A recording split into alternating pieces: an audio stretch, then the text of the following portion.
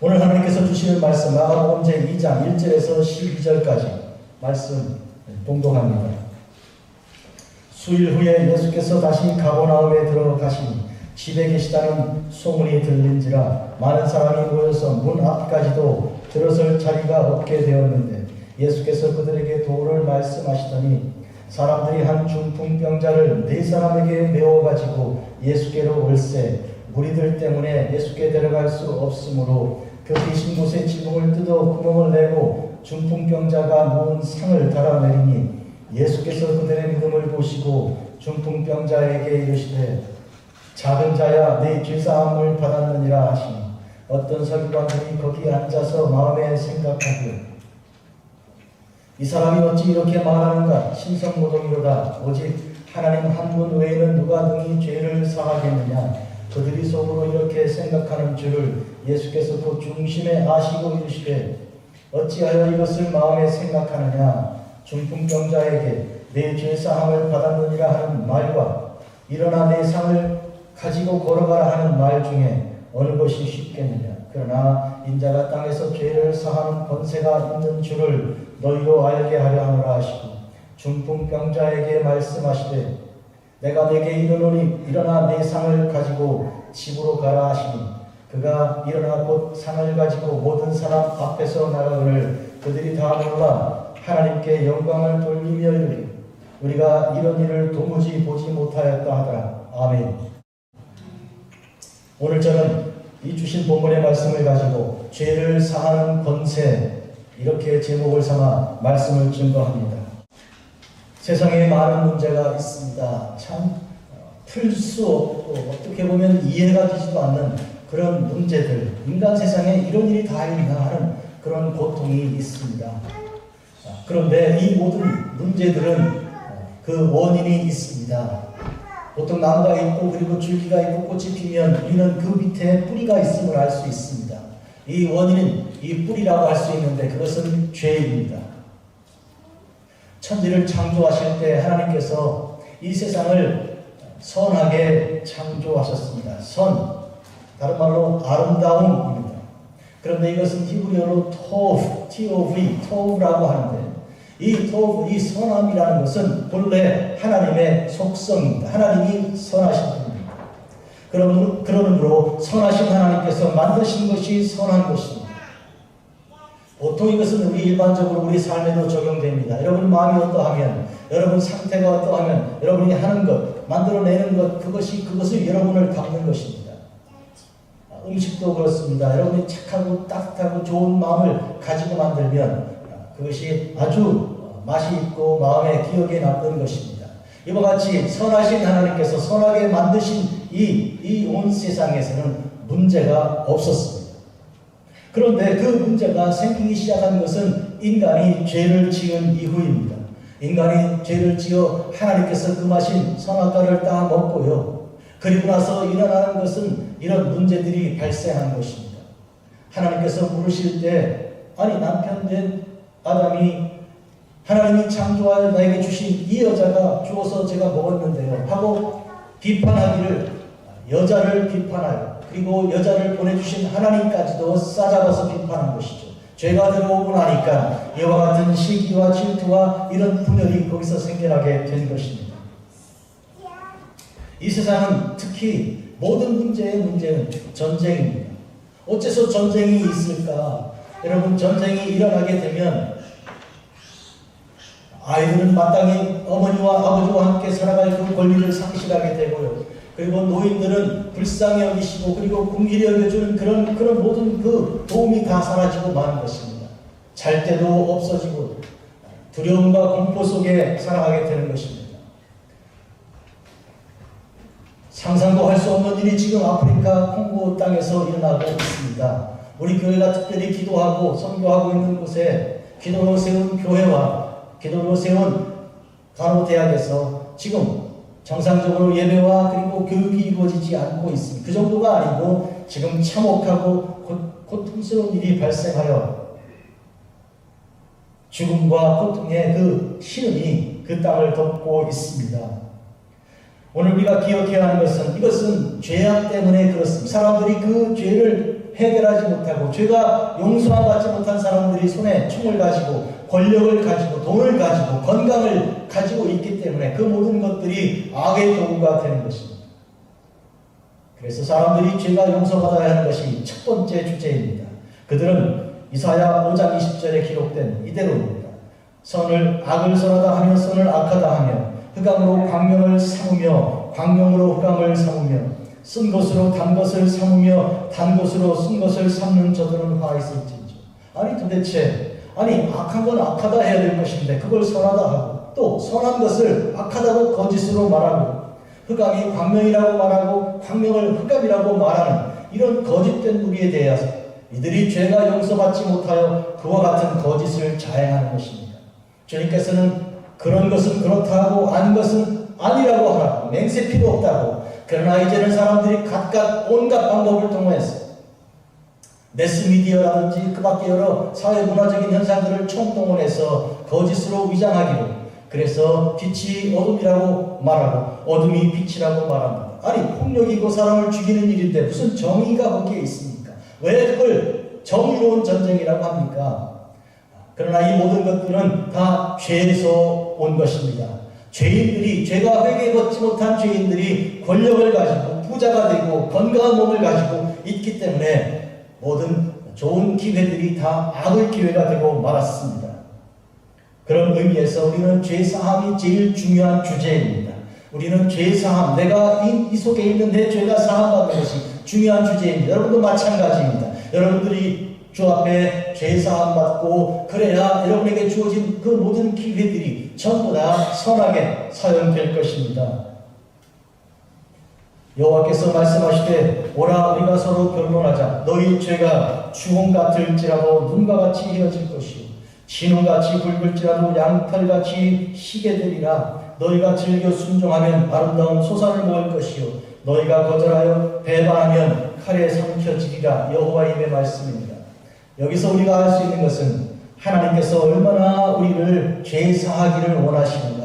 우리가 죄인으로 사는 것 하나님 절대로 원하지 않으시는 거예요. 그 죄에 씻음 받고 이제는 죄에서 벗어나 죄의 권세에서 벗어나 자유한 사람으로 선한 사람으로 하나님의 자녀로 살기를 주님께서 원하시는 것입니다. 만약에 그렇지 않을 경우에 그 죄가 그대로 있을 경우에 오늘 여기 나와 있는 것처럼 칼에 삼켜지리라. 너희들이 칼에 삼켜지고 그 칼을 너희들이 들고 그와 같은 악의 도구가 될 것이다. 죄가 우리를 그렇게 만드는 것입니다.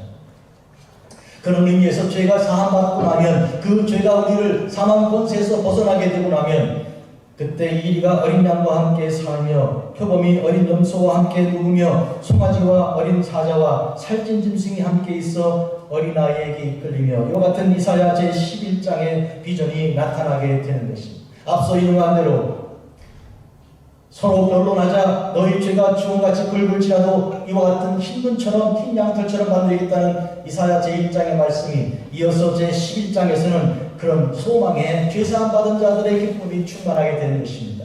보십시오. 어린아이와 그리고 이제 살찐 짐승과 사자들이 같이 그리고 이리가 어린 양과 또 표범이 어린 염소와 같이 눕고 지내는 이 평화의 나라가 죄가 사함받은 나라, 본래 죄가 들어오기 전에 에덴 동산이 그러하였던 그대로입니다. 내 거룩한 산 모든 곳에서 해됨도 없고 상함도 없을 것이니 이는 물이 바다를 덮음같이 여호와를 아는 지식이 세상에 충만할 것입니다. 여기서 우리는 물이 바다를 덮는 것 같은 이런 비유를 주께서 하신 뜻을 생각해 봅니다. 여러분, 세상에 있는 모든 강물들은 흘러서 바다로 들어갑니다.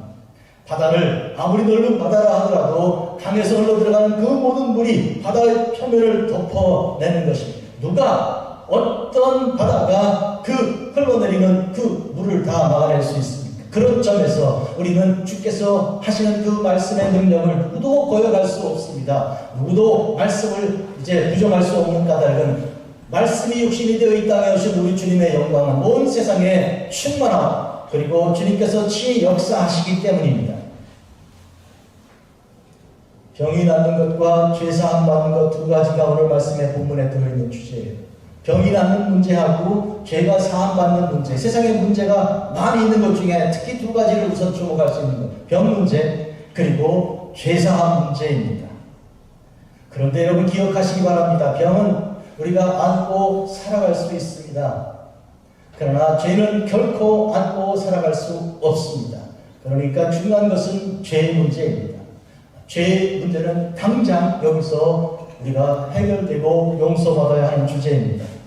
여러분, 예수님께서는 병을 고치셨습니다. 심지어 죽은 사람도 살려내셨습니다. 육체를 주님께서 불쌍히 여기시고 긍휼히 여겨주셨습니다. 아픈 것만 아니라 못 먹으면 배고프잖아요. 배고픈 것도 주께서 불쌍히 여기셨습니다. 그래서 육체의 문제도 해결해 주신 거예요. 그러나 우리는 기억해야 할 것은 이 육체의 그 문제는 항상 두 번째의 가치를 갖고 있는, 첫 번째가 아닙니다. 제1차적인 주제는 언제나 그 영의 문제요. 이 영의 문제는 죄를 풀어내 살려주시는 그 구원의 문제인 것입니다. 육체적인 문제는 2차적인 거라는 것은 무슨 뜻인가요?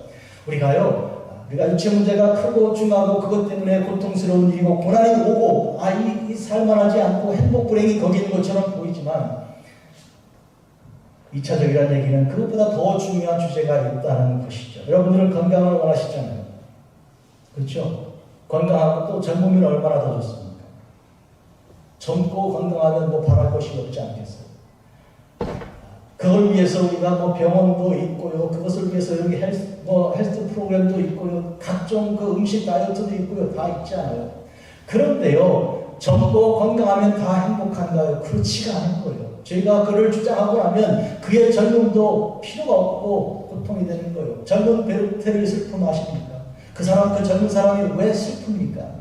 우리 인간 삶 속에 우리 죄가 가장 큰 주제이고 따라서 건강 문제는 항상 2차적인 것이 되는 것이죠. 오늘 본문을 주목하겠습니다. 수일 후에 주님께서 가버나움에 들어가셨습니다. 가버나움은 주님께서 이제 사역하시는 갈릴리 지역의 홈타운 같은 곳이죠. 베드로의 집도 거기 있었고요. 집에 계시다는 소문이 들렸습니다. 사람들이 소문을 듣고 주님께 몰려오는데요. 많은 사람들이 모여서 문 앞까지도 들어설 자리가 없게 되었습니다. 예수께서 그들에게도 말씀을 증거하셨습니다. 생각해 보십시오. 주님은 얼마나 행복하신 분이신가. 주님께서 정말 인기가 높으셨어요. 사람들이 문 앞에도 문전성시를 이룬 거예요. 누가 들어와 발을 디딜 만큼 틈도 보이지 않게 많이 와 앉아 있었습니다. 그러면 주님께서 도를 말씀하실 때 얼마나 행복하고 기쁘실까요? 그런데 여러분 기억해야 할 것은 이 많은 사람들 중에 다 주님 말씀을 간절히 바라고 듣고 듣는 대로 이제 아멘하고 화답하는 그런 믿음의 사람들만 앉아있는 것이 아니라는 것이지요. 그 중에는 이제 금방 나올 것인데 이 예수님 앞에 의문을 제기하는 그런 사람들이 있습니다. 이 사람들은 도대체 이 예수님께서 이 신성모독 한다고 그렇게 의문을 제기하고 의심하는 자들입니다. 듣기는 듣는데 이렇게 팔짱을 끼고 듣는 그런 것이죠. 교회 나와 예배 드리는 사람들 중에서도 그런 사람들이 종종 있다고 들었습니다. 우리 교회 얘기는 아니니까요. 어떤 분은 맨 앞자리에 앉아가지고 팔짱을 딱 끼고 무슨 얘기 하나 들어본다고 그렇게 하고 있다는 거예요. 여러분, 그런 의미에서 지금 예수님께서 지금 도를 말씀하시고 사람들이 빈틈이 없는데 그런데 그 중에 믿지 않은 사람도 있었다는 아주 슬픈 얘기죠. 그런데 여러분, 간절한 마음으로 주님을 만나 주님께로부터 이제 치유하심 받을 그런 마음을 가진 사람들이 문 앞에 도착을 했습니다. 좀 늦게 온 거죠. 늦게 와보니까 앞이 문이 열리지도 않아요. 얼마나 사람들이 많이 있는지. 그래서 그들이 하는 방법이 무엇입니까? 4명의 친구들이 그 침대를 들고 왔는데 주님께 들어가기 위해서는 공간이 필요한데 누구도 나와주지 않는 것이죠. 그래서 그들은 대신 지붕 위로 올라갔습니다. 지붕 위에 올라가서 지붕을 뜯습니다. 이 이스라엘 지역의 그 지붕들은요, 이렇게 위에가 편편합니다. 슬라브 친 지붕이라 하겠네요. 요새같이 슬라브면 그 위에 철근을 넣고 콘크리트를 친 그 정도면 뜯을 수가 없죠. 그런 건 아니고요. 흙과 나무와 이런 나뭇가지 이런 걸로 해서 엮어놓은 것이기 때문에 그들이 어떻게 하면 뜯어낼 수 있습니다. 그들이 뜯어서 침상이 그렇게 반듯하게 내려올 만큼 뜯어내고 있었습니다. 여러분 생각해 보십시오. 안에 앉아있는 사람들 중에서 위에 천정이 덜컹덜컹거리더니 뜯어서 흙먼지가 쭉쭉 내려오고 드디어 침대가 내려온다 그러면 사람들이 박수 치면서 잘한다 그러겠습니까? 아니요. 도대체 이게 웬일이냐고 멈추라고 하지 말라고 지금 내가 눈을 뜰 수가 없다고 그렇게 외치지 않겠습니까? 그런데 그 사람들은 그치지 않았습니다. 멈추지 않고 계속 뜯어내어서 이제 침상을 주님께로 그대로 위에서 아래로 내려오게 한 것이죠. 생각해보면 트래픽이 걸려가지고 이 LA가 특히 아주 어마어마하더군요. 아니 이 내비게이션은 7마일을 말하는데 1시간 반 걸린대요. 얼마 전에 가보니까. 정신이 안 오는 게 LA인데 그때 무슨 생각 드는가 하면 헬리콥터가 딱 움직이면 좋겠다. 이 차가 붕 뜨면 얼마나 좋겠나. 지금 이 사람들이 그렇게 하고 있는 거예요. 이 옆으로 못 들어가니까 위에서 아래로 내려뜨리는 거예요. 이 헬리콥터를 지금 내리는 거예요. 그러니 얼마나 믿음이 좋은 사람들입니까? 그때 주님께서 그 친구들을 보시고 그들이 믿음이 있는 것, 주께로 오는 그 열심히 있는 것을 귀하게 여기셨습니다. 그리고 주님께서 그 병자에게 말씀하십니다. 작은 자야 네 죄사함을 받았느니라. 첫째로 작은 자야라고 부른 이 대목을 한번 생각해 보겠습니다. 작은 자, 헬라어 이 성경의 언어가 테크논 이렇게 되어 있습니다. 테크논이라는 것은 아주 사소하고 남들이 무시하고 멸시하고 눈여겨보지도 않는 그런 사람을 말하는 것입니다. 주님께서 그 사람이 그런 사람인 줄 알고 계십니다.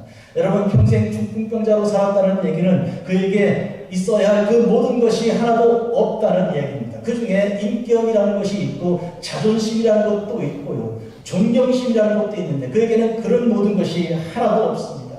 그와 같이 중풍병자로 자기 몸을 다루지 못하고 남을 도와주기는커녕 자기 스스로 어떻게 할 줄 모르고 누가 도와주기 전에는 움직일 수도 없는 사람이라면 남들이 그렇게 귀하게 여기지 않아서 작은 자라고 생각합니다. 무시해도 된다고 생각하죠.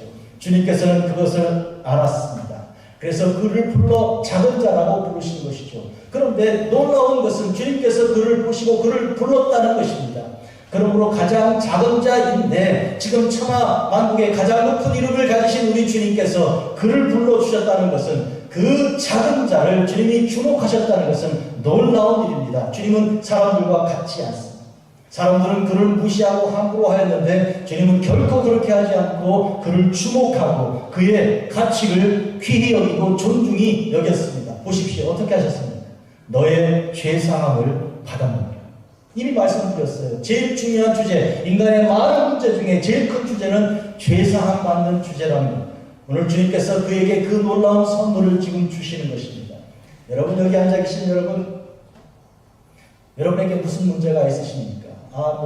당장 가서 해야 할 일과 해야 할 그런 여러 문제 해결해야 될 그런 것이 있을 중에 여러분이 죄사함의 문제가 제일 크지 않습니까? 그런데 그것이 가장 큰 문제가 아니라고 생각하시면 여러분들은 지금 바로 그것 때문에라도 죄사함을 받아야 됩니다. 왜냐하면 죄가 나의 모든 삶의 우선순위를 다 망가뜨려 버리는 것이죠. 그런 의미에서 그 죄가 사함받아야 비롯되는 것입니다. 말씀드린 것처럼 이 세상에 있는 모든 악의 문제, 전쟁과 파괴와 그리고 이제 인종차별과 그 밖에 모든 이런 문제들은 다 죄에서 오는 것이기 때문입니다. 하나님께서 창조하신 그 아름다움이라는 서로 사랑하고 서로 아껴서 이리와 그리고 어린 양이 아이와 독사가 같이 어울려 놀아야 되는 그 상황이 다 깨어져 버리고 서로 사랑하는 형제와 자매들이 돕고 사랑하고 아껴야 될 것인데 이게 다 원수로 생각하고 경쟁자로 생각하는 것이죠. 저 사람이 넘어져야 저 사람이 죽어야 내가 잘 된다고 생각하는 거예요. 이게 다 악에서 온 것이고 죄에서 온 것입니다. 이것이 용서받아야 비로소 내가 평화롭게 되고 참사랑을 회복하게 되는 것입니다. 내 죄사함 받았느니라. 이거는요 예수님께서 주실 수 있는 최고의 선물을 주신 건데 누구한테 주셨습니까? 부자한테 주셨습니까? 건강하고 지위가 높은 사람에게 주신 선물입니까? 아니거든요.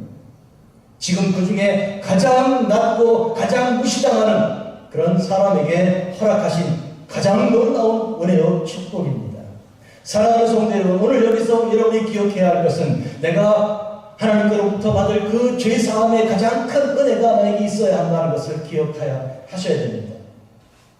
죄가 여러분을 어떻게 괴롭히고 고통을 주는지 아십니까? 죄는요, 남들이 볼 때 부러워할 만한 모든 조건을 다 가진 사람이 날마다 생각하는 것이 사실은 죽고 싶은 거예요. 죽음이 내 곁에 와 있다는 걸 항상 생각하는 거예요. 어떻게 죽을까? 시간 문제이고 방법 문제일 뿐이라 이런 생각이 드는 거예요. 죄가 그의 삶을 주장하면 그는 항상 죽음에 붙들린 자요 파괴적인 생각을 하는 것이죠. 그리고 그 왜 사랑하는 자녀들에게, 아내에게, 남편에게 따뜻한 말 한마디, 그리고 웃음 주고, 그리고 그렇게 하지 못합니까? 이 속에 죄가 있어서 그런 것이죠.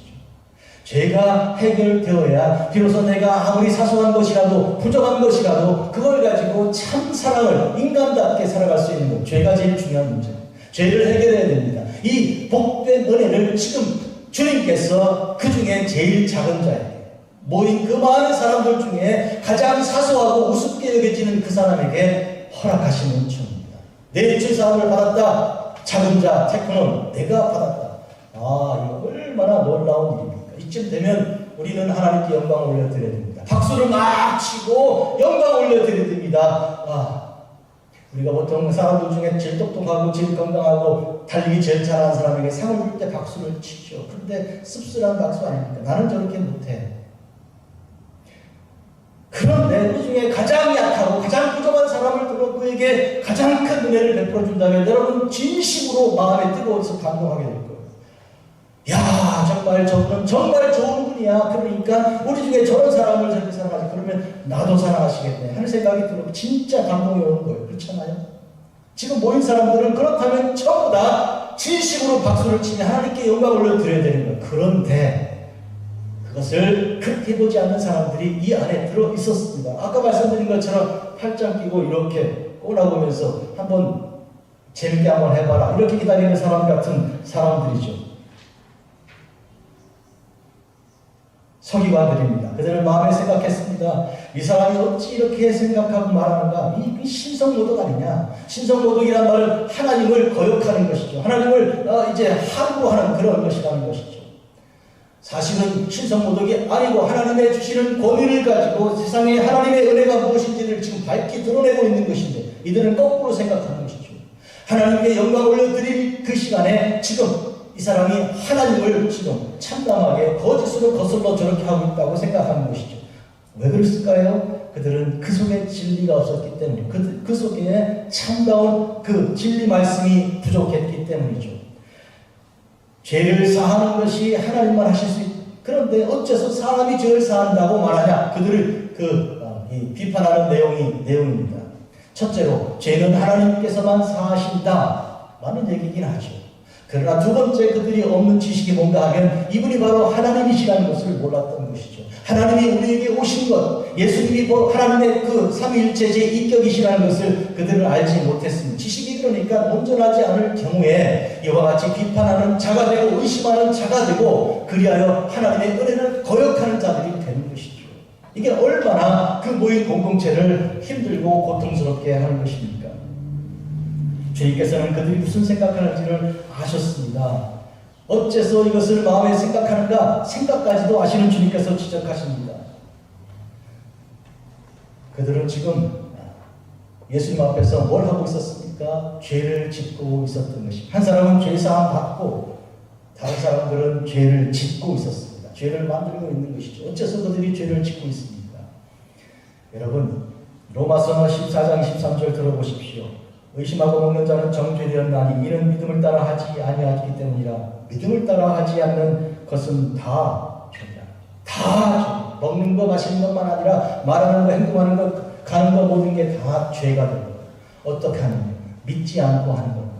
주님께서 나를 사랑하시는 걸 믿지 않고 주님이 나를 복되게 그 죄사함 받기 십자가를 주신 것을 믿지 않고 이 믿음 없이 행하는 그 모든 것은 나도 모르게 내가 죄를 짓는 것이죠.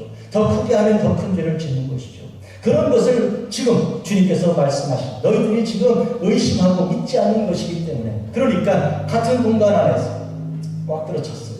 빈틈의 여지가 없습니다. 그래서 그 공간 안에서 가장 낮은 사람, 가장 우습게 여기는 사람, 누구든지 눈여겨보지 않고 천대하고 멸시하는 그 사람은 죄사함 받았는데 죄짐에서 풀려나는데 그런데 사람들로부터 존경받고 배웠다고 자랑하는 그 서기관들 요새로 말하면 박사학위 가진 사람들이죠.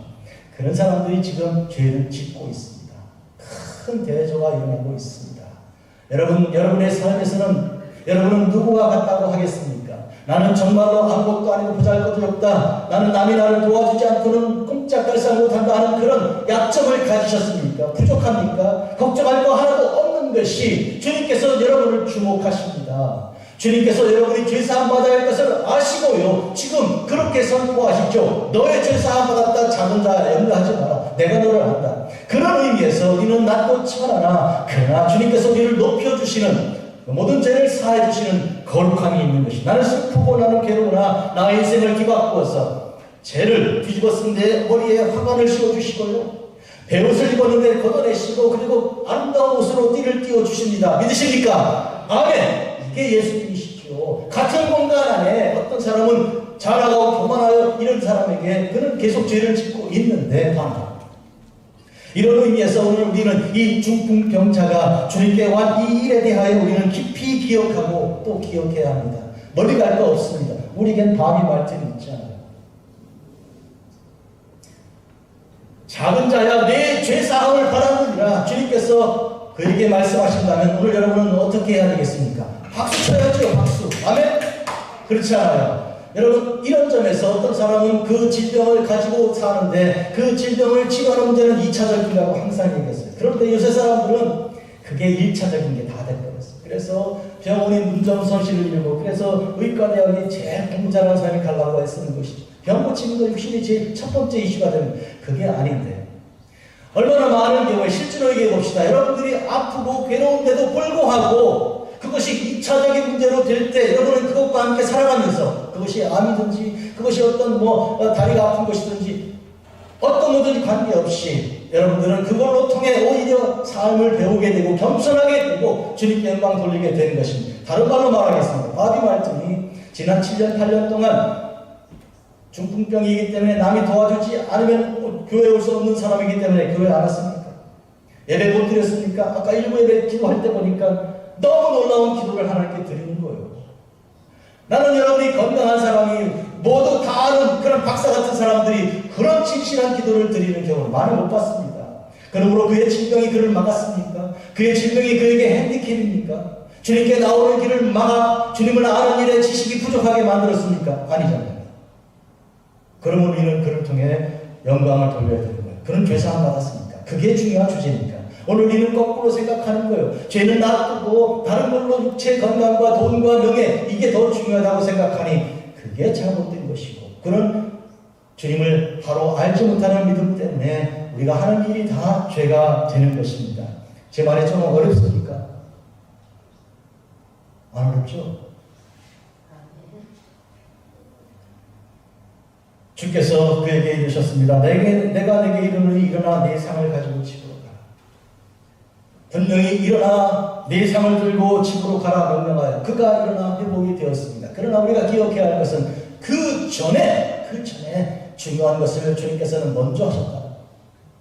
가장 중요한 것을 먼저 선포하셔서 그를 죄에서 벗어나게 하셨다는 것입니다. 이것을 우리가 반드시 기억하고 아셔야 합니다. 사랑하는 성도 여러분, 주여 내가 이 문제를 가지고 왔습니다. 죄짓 맡은 우리 무지 어찌 좋은 친구인지 그 죄를 내가 주님께 가지고 왔습니다. 여러분들이 이 문제를 가장 크게 생각하고 가장 중요하게 여기고 죄사함 받은 기쁨을 세상에서 가장 큰 기쁨으로 여기는 그런 삶이 되지 않는 한 항상 이 서기관들처럼 그렇게 주님이 가까이 계실 때 말씀을 도를 증거하시는데도 불구하고 받을 수가 없는 그와 같은 그러한 귀가 특히 들어도 듣지 못하고 보긴 보아도 보지 못하는 이런 안타까움에 빠지게 되는 것입니다. 죄사함 제일 중요한 주제입니다.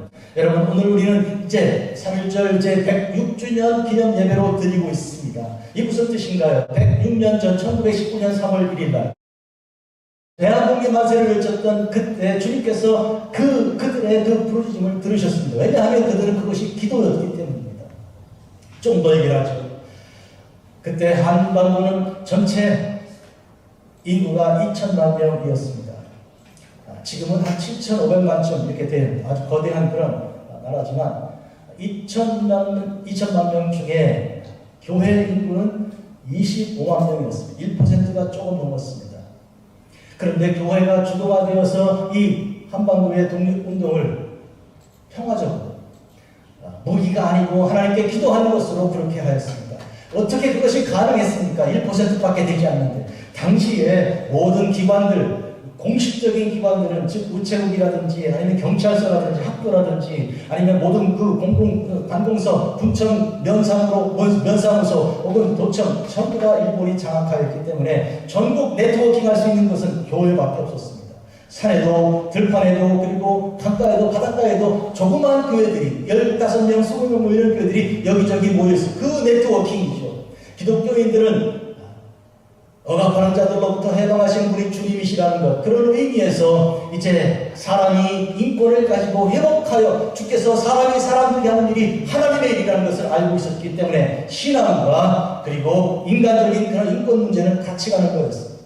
그래서 목숨을 걸고 태극기를 전달하고 독립선언서를 그들이 나누면서 오늘 권사님 기도 중에 유관순 누나 얘기하셨어요. 권사님 유관순 언니라고 해야 될 것 같은데 누나 그러시더라고요.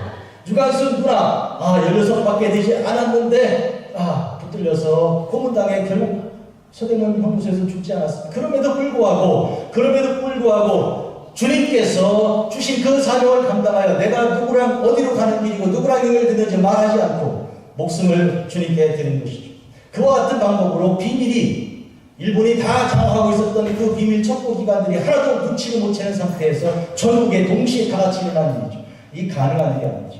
교회가 그렇게 하였습니다. 그런데 여러분, 하나님께서 들으신 것이죠. 억압하는 자들의 그 기도를 들으시고 그리고 그들을 해방시켜 주기를 약속하시고 드디어 한반도를 그 일제선에서 건져내 주셨습니다. 이것은 지금 온 세상에 있는 모든 억압하는 자들에게 하나님께서 하시는 그런 일인 것입니다. 저들의 눈물을 들으시고 탄식 소리를 들으시고 그들을 구원하고 구출해 내실 것입니다. 기억해야 할 것은 교회가 그때 1%가 겨우 넘었는데 오늘날 한반도는 남한으로만 얘기하자면 전체 인구의 20% 이상이 기독교입니다.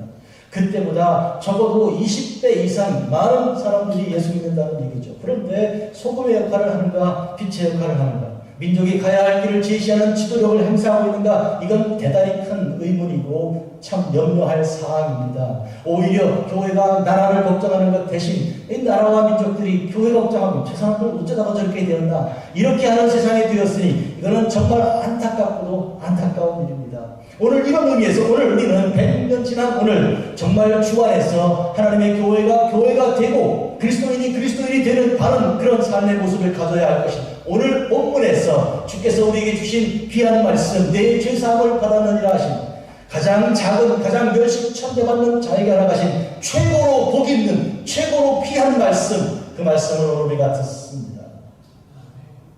그런 의미에서 이 작은 자가 일어나서 주 앞에 영광을 올려드리며 주께 나아간 그 일로 인하여 모든 사람들이 하나님께 영광을 올려드리게 된 바로 이 사실로 인하여 우리 작은 자에게도 사명이 있다는 것이죠. 그 죄사함 받은 그 기쁨을 가지고 살아가야 그런 사명이 우리에게 있습니다, 여러분. 그러므로 우리의 자음을 부끄러워하지 않고요, 우리의 미천한 것을 창피해하지 않고요, 도리어 나에게 임하신 주님의 은혜를 자랑하고 나에게 역사하신 주님을 오히려 찬양할 기회가 되었으니 얼마나 감사합니까? 그래서 불평이 찬양으로 바뀌는 거죠. 남들이 볼 때 어찌 그러고도 살아? 나 같으면 벌써 죽었네. 이러는 사람만, 이렇게 그런 소리 듣는 사람 있잖아요. 그러나 그는 거꾸로 말하는 것이죠. 뭔 소리 하는 거냐고. 나 같은 사람에게 죽음 옹도했던 날이 있고 우리 주님께서 이 작은 자야 하고 나를 부르시고 은혜를 베푸신다고 말씀에 들어있으니 주님께서 나를 생각하신다는 얘기 아니냐고. 난 그걸 믿는다고. 하나님은 나를 생각하신다고, 그리고 나에게 은혜를 베푸신다고, 나는 자신이 있다고. 이 많은 사람들 중에, 꽉 들어찬 사람들 중에 내가 주님께로부터 작은 자야 내 죄사 받았다고 선포받는 첫 번째 사람이 될 거라고. 박수 안 치십니까? 이거는 정말 박수 쳐야 할 일이죠. 제가 생각해도 참 포인트가 참 좋았는데 박수가 안 나와서 놀라고 있어요. 정말로 우리 금은교회 이 시간 예배드리고 바위 말단 한가운데 딱 있는 이 시간 천정이 땅 뚫리고 위에서 내려온 것 같은 그런 느낌 들지 않아요. 불가능한 것이 가능하게 우리 모두가 다 사랑하는 교회. 그래서 이 예배 끝나면 또 우리 김영남 목사님 또 이렇게 끌고 가서 이렇게 돌아서 이렇게 우리 다 사랑하고 아끼잖아요. 그러니 이 공동체가 얼마나 귀한 공동체냐. 우리가 여러 가지 약점이 있고 부족하고 아프고 돈 없고 이 모든 것이 절대로 주님께로 나아가고 주님께로부터 용서받고 주님께로부터 자유를 얻는데 하나도 장애가 되지 않아요. 그런데 놀랍게도 오히려 돈이 있고 여러 가지 재능이 있고 젊고 모든 것이 유혹이 많고 시험 많아가지고 주께로 진지하게 나아가는데 더 큰 문제가 있다면 그게 더 큰 문제 아니에요? 그게 더 큰 문제 아니냐고. 주님께서 보실 때 뭘 원하십니까? 건강한 사람도 나이가 들고요. 결국 건강을 다 잃어버리고 쓰러져 결국은 넘어져 주인 모시기 전이라면 다 죽을 것입니다. 그런 의미에서 우리는 2차적인 거라는 것을 늘 기억하고 1차적인 죄의 문제를 항상 생각하시고 내가 죄사함 받아야 된다. 그래야 아버지가 아버지 노릇을 하고 아내가 아내 노릇을 하고 남편이 남편 구실을 제대로 하는 거예요. 죄사함 받아야지. 죄가 이 속에 그냥 들어있으면요. 겉으로는 아닌 것처럼 뭐 흉내를 내겠죠. 치장을 할지 몰라요. 그러나 그게 무슨 행복이 있습니까? 진실이 없잖아요. 거짓이잖아요. 가짜 아닙니까? 가짜 노릇하는 거 이제 그만두시고 진실로 살기 위해서는 내가 죄사함 받아야 됩니다.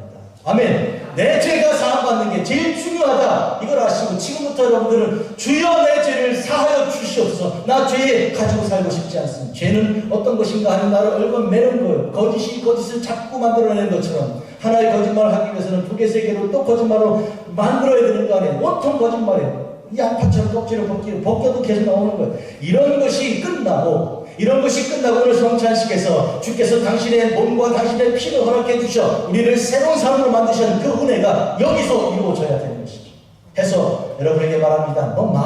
사람들이 말이 모이고 이렇게 유명하고 또 돈 많고 이렇게 하지 못한 교회라고 우리가 창피할 거 아니고 내가 죄사함 받았는가? 우리가 죄사함 받은 공동체인가? 죄사함 받은 기쁨으로 충만합니다. 이게 제일 중요한 주제예요. 다른 걸 자꾸 눈여겨보게 하는 것은 사탄이 그렇게 꼬이는 것이죠. 그런 의미에서 오늘 우리는 본질로, 원칙으로, 그리고 핵심으로 들어가야 맞는 것입니다. 주 여호와의 영이 내게 내리셨으니 이는 여호와께서 내게 기름을 부으사 가난한 자에게 아름다운 소식을 전하게 하심이라. 이사야 61장 1, 2절을 읽고 있습니다. 나를 보내사 마음이 상한 자를 고치며 포로된 자에게 자유를, 갇힌 자에게 노임을 선포하며 여호와의 은혜의 해와 우리 하나님의 보복의 날을 선포하며 모든 슬픈 자를 인도하되. 지금 나오는 여러 아이템들 사람을 쭉 하나로 종합하면 누구예요? 작은 자죠. 작은 자. 그 많은 사람이 발을 디딜 틈도 없이 모이던 사람들이 다 아니고 그 중에 천정을 뚫고 내려오게 만들 수 있는 누구도 용납하지 않으니까 그런 거 아니에요. 만약에 거기 안에 있는 사람들이 아이고 오셨냐고 이리 좀 나와서 도와주자고 하고 문 열었으면 천정 뜯을 일이 뭐요? 왜 천정 뜯겠어요? 아니 사람들이 예수님 곁에 와서 말씀 듣는다고 그러면서 그 완악하게 이를 떠는 거예요. 좀 따뜻하게 좀 환영해주면 얼마나 좋아. 안 쳐다보는 거예요. 길거리에서도 안 쳐다보고 예수님 앞에서도 안 쳐다보고 있는 것이죠. 그러니까 천정 뜯고 있죠. 여러분 그러나 하나님의 진짜 교회는 그렇게 하지 않잖아요.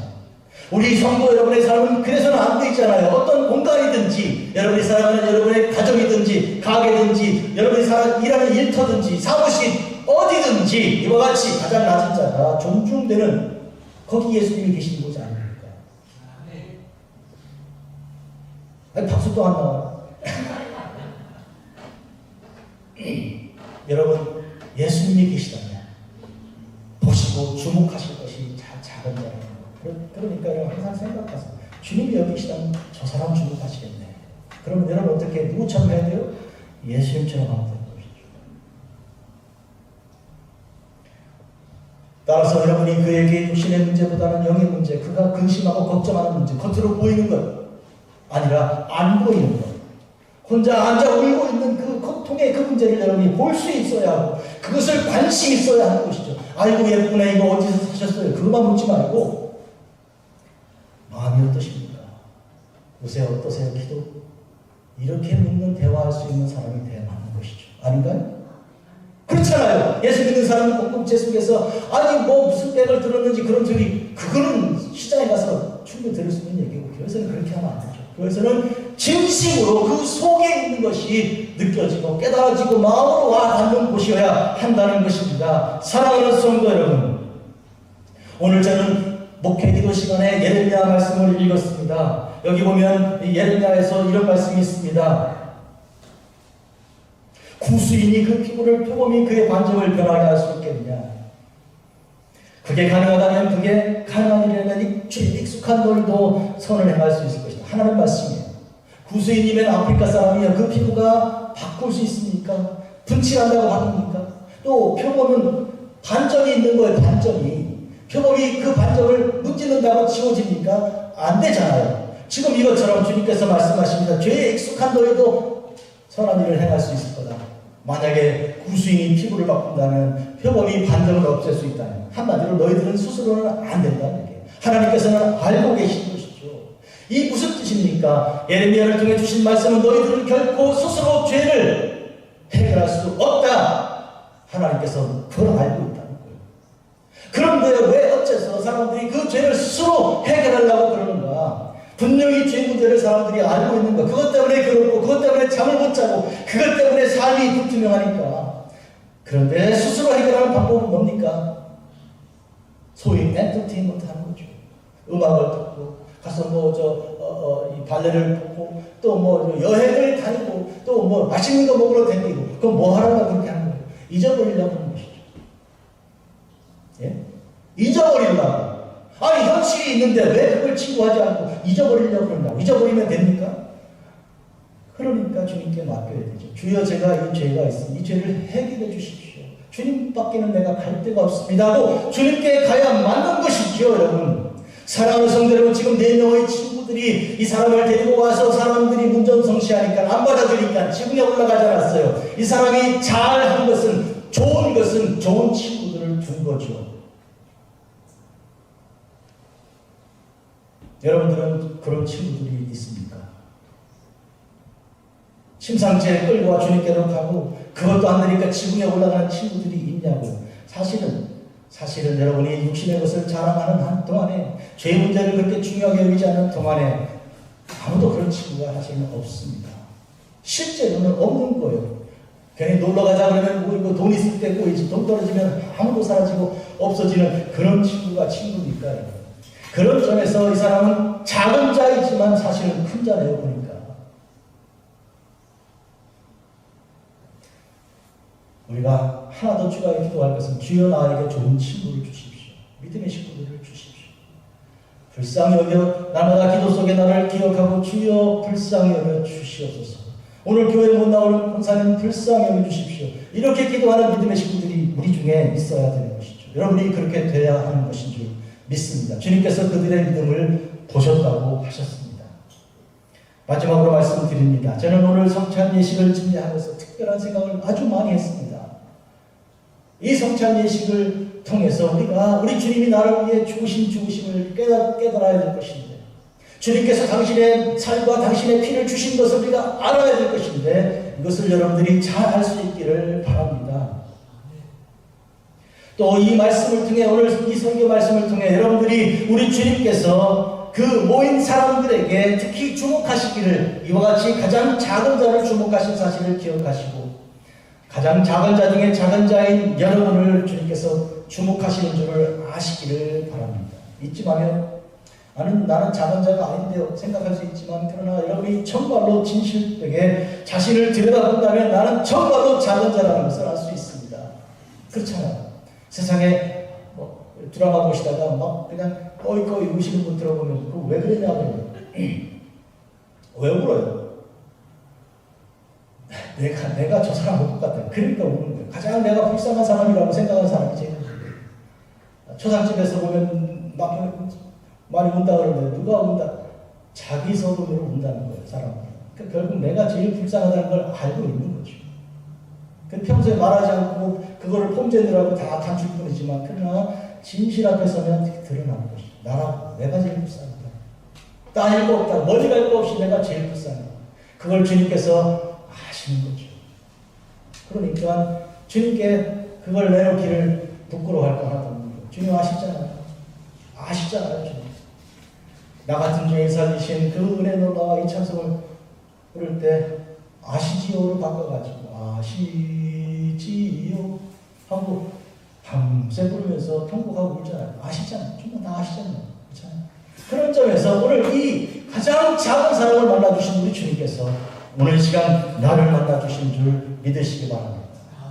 특별히 말콤 엑스라는 사람이 있고 이제 마틴 루터 킹 주니어라는 사람이 있는 것 소개하죠. 둘 다 39되던 나이에 총에 맞아 죽었습니다. 말콤 엑스는 이 어마어마한 그 인권 문제, 이런 폭력의 문제를 폭력으로 해결하려고 그렇게 칼에는 칼, 이에는 이, 이렇게 생각하고 나왔던 사람인데요. 반대로 마틴 루터 킹 주니어는 폭력을 비폭력으로, 미움을 사랑으로 대해야 된다고 생각했습니다. 둘 다 목사님 아들들인데 마틴 루터 킹 주니어는 스스로도 목사의 아들이 돼서 자기도 목사가 돼서 복음을 전하는 일에 I have a dream, 여러분 아시죠? 그 놀라운 그 연설은 그게 사실은 이사야서를 바탕으로 한 설교였습니다.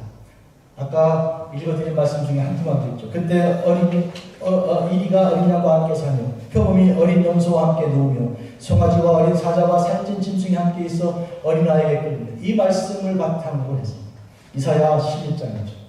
그리하여 백인들의 아이들과 흑인들의 아이가 아시아 사람들의 아이와 남미 사람들의 아이들이 서로 어울리는 다음 세대, 그 꿈을 나는 가지고 있다. 서로 싸우지 않고 물지 않고 경쟁하지 않고 서로 친구로 여기고 그런 꿈이 나에게 있다. 그는 말씀으로 설교한 것이죠. 샌프란시스코 이름은 아시시의 선 프란시스에게서 이름을 땄습니다. 1226년에 세상을 떠났으니까 종교개혁 한 300년 전에 세상을 떠났습니다. 그쯤 되면 우리 개신교 전통에도 들어있는 그 뿌리에 해당되는 그런 분이라고 말할 수 있는데요. 그가 이런 기도를 드렸습니다. 주여 나를 평화의 도구로서 주소서. 미움이 있는 곳에 사랑을, 다툼이 있는 곳에 용서를, 분열이 있는 곳에 신앙을, 그릇됨이 있는 곳에 진리를, 절망이 있는 곳에 희망을, 어둠의 빛을, 슬픔이 있는 곳에 기쁨을 가져오는 자가 되게 하소서. 위로받기보다는 위로하고 이해하기보다는 이해하며 사랑받기보다는 사랑하게 하여 주소서. 우리는 춤으로써 받고 용서함으로 용서받으며 자기를 버리고 죽음으로써 영생을 얻기 때문입니다. 아멘. 이런 샌프란시스코에 우리가 살고 있습니다. 샌프란시스코 시리칼리지 혹시 가보시면 그 정문에 그 본관 앞에 그 많은 계단 밑에 성 프란시스 상을 이렇게 만들어 놨습니다. 이게 권총 2,000자루를 모아서 녹여서 만든 상이에요. 태평양을 향해 이렇게 바라보고 정면으로 바라보고 있는 그 모습인데 이 가슴자락에 4명의 얼굴이 이렇게 모자이크로 새겨져 있습니다. 그 4명들은 마틴 루터 킹 주니어 그리고 아브라함 링컨을 포함해서 다 권총으로 죽임을 당한 사람들입니다. 권총 있어서는 안 됐다. 평화가 우리에게 필요하다. 그런 의미에서 만들어 놓은 그런 샌프란시스코 시립대학에 있는 상이죠. 예수님께서 말씀하셨습니다. 누구든지 나를 따라오려거든 자기를 부인하고 자기 십자가를 지고 나를 따를 것입니다. 사랑하는 성도 여러분, 평화의 도구가 되어 여러분이 가는 곳마다 싸움이 멈추고 왜 있잖아요. 집안 식구들 모이면 많이 힘들어하죠. 그런데 여러분들이 가시면 괜히 웃음이 나오고 그러다가 어떤 일을 해버리고 이렇게 되는 그런 사람들이 되기를 바라요. 그러기 위해서는 여러분은 죄사함 받아야 됩니다. 죄사함 받은 사람은 평화의 도구가 될 수 있습니다. 그러나 죄가 있는 사람은 절대로 그렇게 못합니다. 죄가 자꾸 죄를 불러일으키기 때문이죠. 거기 분쟁이 더 생기게 됩니다. 권력 있으면 권력만큼, 돈 있으면 돈만큼, 건강 있으면 건강만큼 더 악한 일이 생기는 거예요. 여러분 때문에. 그러나 죄사함 받고 나면 여러분이 평화의 도구가 될 수 있습니다. 자, 여쭙겠습니다. 뭐가 필요하십니까? What do you need most? 뭐가 필요하세요? 주여 내 죄를 사하여 주시옵소서. 아멘? 기도하겠습니다. 자비롭고 거룩하신 아버지 하나님, 나의 모든 죄를 용서하기 위해 십자가를 지신 주님을 이 시간 찬양합니다. 나를 용서하사 내가 하나님의 귀한 자녀가 되고 천지 창조할 때 입으셨던 아름답고 귀한 그 형상이 그대로 이루어질 수 있도록 주여 나의 죄를 용서하여 주시옵소서. 내가 작은 자 중에 작은 자, 테크논 중에 테크논인데 나를 찾아오사 나의 죄를 주목하고 나를 사랑하사 나를 주목하고 용서하신 주님을 찬양합니다. 이제부터 이와 같이 이 세상 평화 없는 이 세상에 전쟁만 있는, 분쟁만 있고 경쟁만 있는 이 세상에 주여 평화의 도구가 될 수 있도록 저의 죄를 용서하여 주시옵소서. 예수님의 이름으로 기도합니다. 아멘.